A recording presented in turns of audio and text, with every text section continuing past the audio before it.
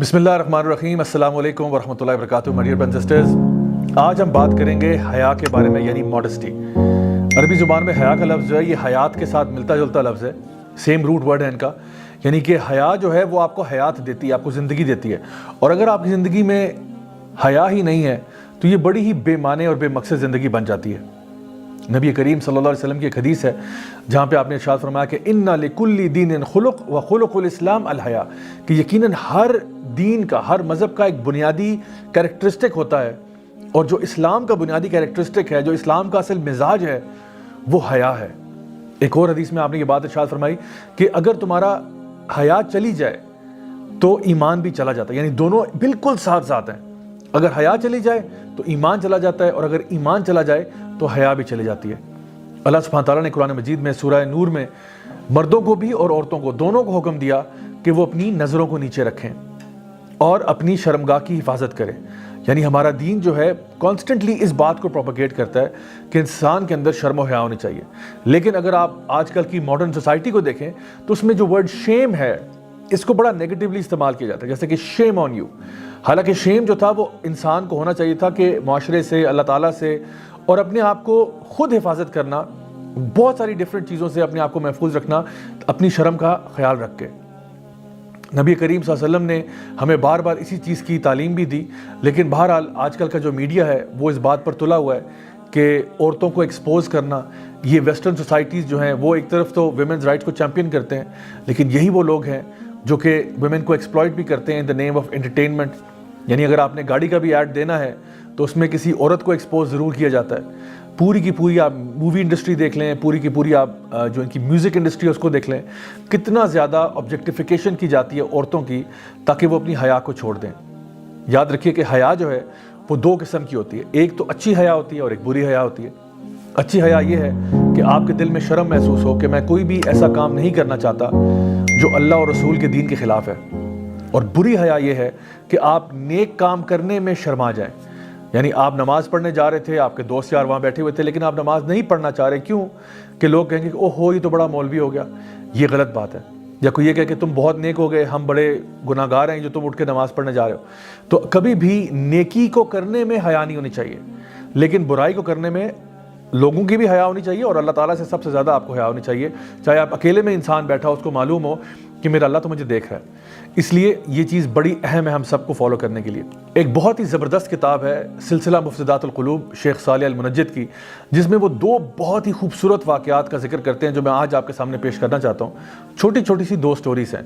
पहली स्टोरी जो है वो रबिया बिन ख़तीम की है, जो हमारे सलफ़ुस सालिहीन में से बहुत ही नेक और मुत्तकी शख्स हुआ करते थे, और उनका लोग जानते थे कि वो कितने तकवा वाले हैं, अल्लाह से डरने वाले हैं। तो उस ज़माने के जो यहूद थे उन्होंने ये फ़ैसला किया कि अगर हम चाहते हैं कि मुसलमान यूथ को करप्ट किया जाए, मुसलमान यूथ को राह से हटाया जाए, नेक राह से, तो उसके लिए अगर हम लोग रबिया बिन ख़तीम को करप्ट कर लेंगे जो कि उनके रोल मॉडल हैं, तो फिर यूथ के लिए भी करप्शन की तरफ जाना आसान हो जाएगा। तो उन्होंने क्या किया, उस इलाके की सबसे खूबसूरत लड़की को तलाश किया जो कि एक तवाइफ़ा थी, और उसको ये कहा कि हम तुम्हें पैसे देते हैं कि तुम जाके रबिया बिन ख़तीम को अपनी तरफ माइल करने की कोशिश करो। वो लड़की जो थी वो इंतहाई खूबसूरत थी। उसने मस्जिद के बाहर वेट करना शुरू किया। रबिया बिन ख़तीम वहाँ से निकलते हैं, वो उनके पीछे पीछे चलना शुरू कर देती है। जब आप अपने घर तक पहुँचे तो उसने पीछे से शेर व शायरी में कुछ ज़बरदस्त किस्म के कलिमात इरशाद फरमाए, और ये कहा कि क्या तुम नहीं देखना चाहते मुझ हसीन औरत की तरफ, मैं तुम्हारे लिए यूँ कर दूँगी, तुम्हारे लिए ऐसा कर दूँगी, तुम्हारी ज़िंदगी में बहारें आ जाएंगी, और बड़ी बड़ी ऐसी प्यारी और ख़ूबसूरत बातें उसने करना शुरू कर दी। अब एक तो लड़की खूबसूरत है, ऊपर से उसकी आवाज़ बहुत सुरीली है, ऊपर से वो जो कलाम पढ़ रही है वो ऐसा है कि जो दिल को पिघला के रख दे। रबिया बिन ख़तीम पीछे मुड़ के देखते हैं और उसको अशार में ही जवाब देते हैं कि ए औरत, वो दिन कैसा होगा जब तेरी ये खूबसूरती चली जाएगी, वो दिन कैसा होगा जब तू दुनिया से चली जाएगी और तुझे फिर कब्र के अंदर दफना दिया जाएगा, वो दिन कैसा होगा जब मुनकर और नकीर तेरे साथ कब्र में दाखिल होंगे और तुझसे सवाल पूछेंगे, मन रब्बो का, बता तेरा रब कौन है, माँ दीनों का, बता तेरा दीन क्या है, मन नबियों का, बता तेरा नबी कौन था जिसको तू फॉलो करती थी। और अगर तू जवाब ना दे पाई उस दिन तो सोच के तेरे साथ क्या सलूक होगा कब्र के अंदर, और फिर तू अल्लाह के सामने कैसे जाएगी क़यामत वाले दिन। कभी सोचा तूने कि उस दिन तेरा क्या मामला बनेगा। वो औरत इतनी खौफसदा हुई इस पूरी बात को सुन के कि वो वहाँ से भाग गई। रबिया बिन ख़तीम वो थे جو کسی حال میں بھی اپنی حیا کا سودا نہیں کر سکتے تھے۔ ایک اور شخص ابو بکر المسکی کا واقعہ بھی شیخ صالح المنجد اپنی کتاب میں ذکر کرتے ہیں، جو ہمارے سلف صالحین میں بہت ہی نیک اور اخلاص والے، اللہ سے ڈرنے والے شخص ہوا کرتے تھے۔ ابو بکر المسکی خود بتاتے ہیں کہ میں جب تقریباً 16-17 سال کا تھا تو میری ایک کزن ہوا کرتی تھی جو کہ بہت خوبصورت تھی اور میں اس میں انٹرسٹڈ بھی تھا۔ عمر میں وہ ان سے بڑی تھی، لیکن کہتے ہیں کہ میں اس میں انٹرسٹڈ تھا اور وہ کنفرم میرے میں انٹرسٹڈ تھی، کیونکہ اس نے باتوں باتوں میں یہ بات کا اظہار بھی کیا ہوا تھا۔ لیکن ابو بکر المسکی نے کبھی اس بات کا اظہار اس کے سامنے نہیں کیا تھا۔ تو کہتے ہیں ایک دن کیا ہوا کہ اس نے مجھے انویٹیشن بھیجا کہ جی ہمارے گھر پہ ایک دعوت ہے، سارے فیملی ممبرس کو بلایا ہوا ہے، تو آپ بھی تشریف لے آئیں۔ تو ابو بکر المسکی نے کہا کہ ٹھیک ہے جی، میں بھی وہاں پہ چلا گیا۔ اچھا، جب وہاں پہ جاتے ہیں تو کہتے ہیں کہ میں نے دیکھا کہ وہاں پہ کوئی بھی نہیں تھا سوائے میرے، اور ایک دم سے وہ دروازہ جو ہے وہ بند کر دیا اس نے، اور اس نے مجھے کہا کہ میں تو کب سے اس انتظار میں تھی کہ آپ اور میں اکیلے ہوں۔ ابو بکر المسکی جو اللہ سے بہت ڈرنے والے تھے، ان کو خیال آیا کہ اب میں یہاں سے کیسے نکلوں۔ انہوں نے جواب میں کہا کہ اگر آپ سچ پوچھیں تو میں بھی آپ میں بہت انٹرسٹڈ ہوں، اور مجھے بھی بڑی خوشی ہے کہ ہم دونوں آج اکیلے ہیں اور ایک ساتھ ہیں، لیکن چونکہ میں یہ ایکسپیکٹ نہیں کر رہا تھا، مجھے تھوڑی سی مہلت دیں کہ میں ذرا واش روم سے ہو آؤں اور ذرا فریش اپ ہو کے پھر آپ کے پاس میں آتا ہوں۔ تو اس نے کہا ٹھیک ہے جی، آپ جائیں، اور جب آپ واپس آئیں گے تو میں آپ کا انتظار کر رہی ہوں گی۔ ابو بکر المسکی واش روم جاتے ہیں اور قضائے حاجت کے لیے، اور پھر جو بھی اپنا جو ریفیوج ہے، جو گند بلا ہے، اس کو سارا اپنے اوپر مل لیتے ہیں، اپنے پورے کپڑوں کے اوپر، لباس کے اوپر۔